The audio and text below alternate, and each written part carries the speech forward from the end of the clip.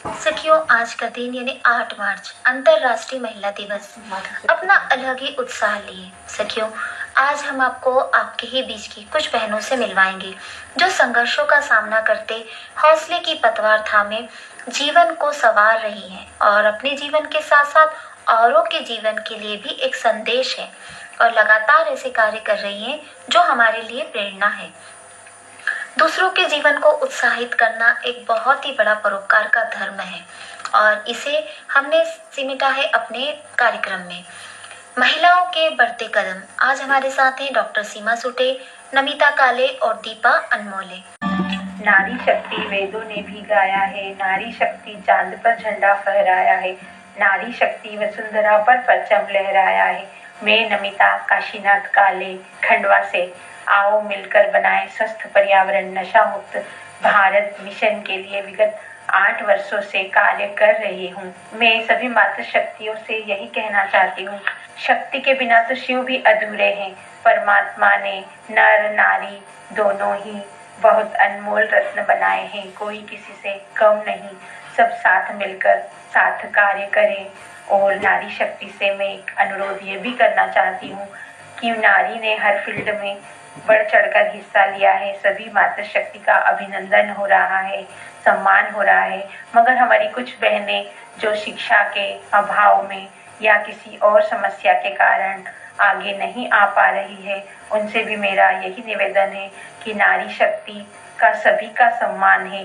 यदि आप अपने घर परिवार को अच्छे से संभाल रहे हैं, बुजुर्गों की देखभाल व बच्चों को अच्छे संस्कार दे रहे हैं, तो आप राष्ट्र के लिए और पूरे विश्व के लिए यह बहुत महत्वपूर्ण कार्य कर रहे हैं।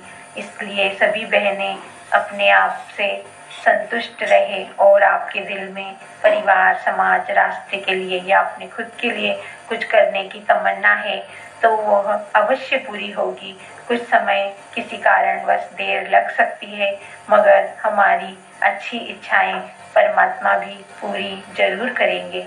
इसलिए आप कभी भी निराश ना हो, आप कदम बढ़ाइए, रास्ते अपने आप ही खुलते जाएंगे। और नारी शक्ति को मैं प्रणाम करती हूँ और मैं स्वयं के द्वारा पर्यावरण के लिए कार्य कर रही हूँ। आकाशवाणी के सभी श्रोताओं को प्रणाम करती हूँ और मैं यह सभी से निवेदन करती हूँ कि पर्यावरण संरक्षण किसी एक व्यक्ति की, परिवार समाज राष्ट्र की या फिर नगर निगम की या शासन प्रशासन की ही नहीं, हम सबकी जिम्मेदारी है। प्रकृति ने हम सभी को समान रूप से पाला है।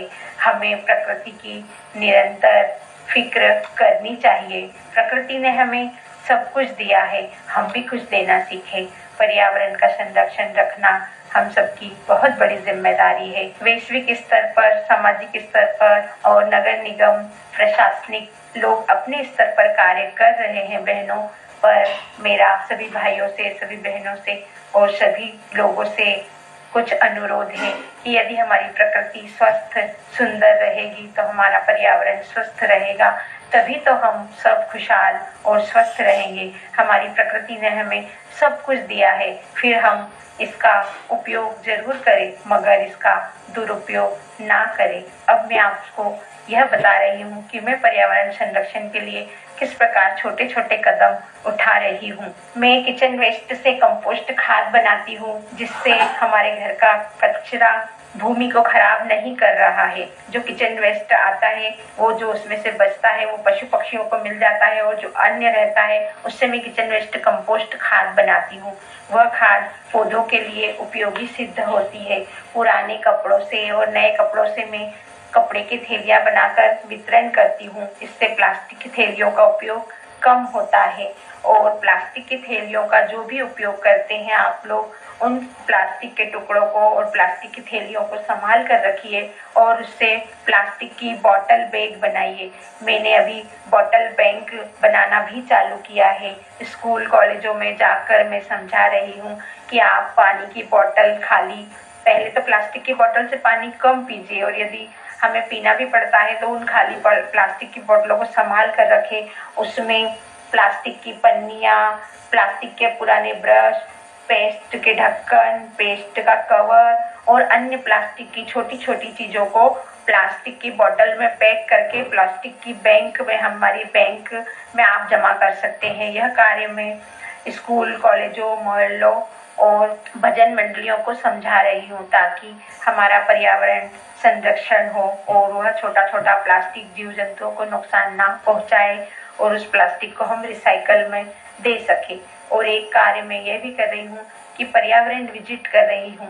पर्यावरण विजिट के लिए मैं खेतों में, और जो हमारी बहनें भाई जिन्होंने अपने आंगन में पौधे लगा के रखे हैं, जिन्होंने छत पर टेरेस गार्डन बना के रखा है, उन टेरेस गार्डन में जाकर मैं विजिट करती हूँ। उनके साथ उनकी विजिट को मैं सोशल मीडिया के तौर पर सभी को बताती हूँ ताकि सभी देखकर प्रसन्न हो और पर्यावरण के प्रति जागृत हो। और उस पर्यावरण विजिट में यह फायदा होता है कि सभी नई नई प्रजाति के पौधे एक दूसरे से आदान प्रदान करके पर्यावरण को और संरक्षित रखने के लिए हम क्या कर सकते हैं, यह हम मिलजुल कर साझा करते हैं। जय हिंद, जय भारत।